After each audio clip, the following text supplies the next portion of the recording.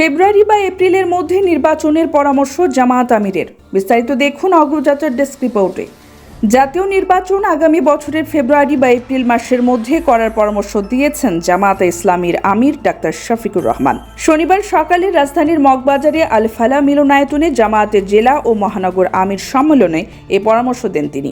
জাতীয় নির্বাচনের তারিখের বিষয়ে জামায়াত আমির বলেন, চলতি বছরের ডিসেম্বর থেকে আগামী বছরের জুন মাসের মধ্যে নির্বাচন দেওয়ার কথা বলেছে সরকার। সংস্কারের যে কার্যক্রম হাতে নেওয়া হয়েছে তা যদি গতিশীল করা এবং অংশীজনরা সহযোগিতা করলে সরকার ঘোষিত সময়ে সংস্কারের পর নির্বাচন সম্ভব। এজন্য দুটি সময়কে আমরা উপযুক্ত মনে করি। একটি ফেব্রুয়ারি মাস রোজা শুরুর আগে যদি এই সময় সংস্কার এবং বিচার কাজ শেষ না হয় তাহলে এপ্রিল মাস পার হওয়া উচিত নয়, কারণ এরপর কোরবানির ঈদ এবং ঝড় বৃষ্টির সম্ভাবনা থাকছে। জামায়াত আমির বলেন, মাঝে মাঝে সরকারের কিছু উপদেষ্টা অনাকাঙ্ক্ষিত আচরণ করেন, এটা আমাদের বিস্মিত করে। তারা রাজনৈতিক বক্তব্য দেওয়ার চেষ্টা করেন, এ থেকে তাদের নিবৃত্ত থাকতে হবে।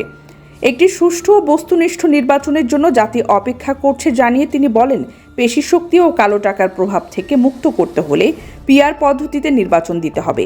এই পদ্ধতিতে অনেক দেশে নির্বাচন হয়। নারী কমিশনের প্রতিবেদনের কিছু সুপারিশ সরাসরি কোরআন বিরোধী উল্লেখ করে জামায়াত আমির বলেন, এই প্রস্তাব বাস্তবায়ন হলে দেশের পারিবারিক ব্যবস্থার উপর বড় আঘাত লাগবে। কোরআন বিরোধী কমিটিকে বাতিল করতে হবে। এ বিষয়ে সরকারকে এরই মধ্যে আমরা সতর্ক করেছি, তারা যথাযথ ব্যবস্থা নেবে বলে আশা করি। জাতীয় স্বার্থে সবাইকে এক থাকার আহ্বান জানিয়ে তিনি বলেন, কোনো দল তাদের কর্মীদের নিয়ন্ত্রণ করতে ব্যর্থ হয়েছে। চাঁদাবাজি সহ সামাজিক অপকর্ম থেকে বিরত না থাকলে সেসব দলের প্রতি মানুষের ঘৃণা জন্মাবে।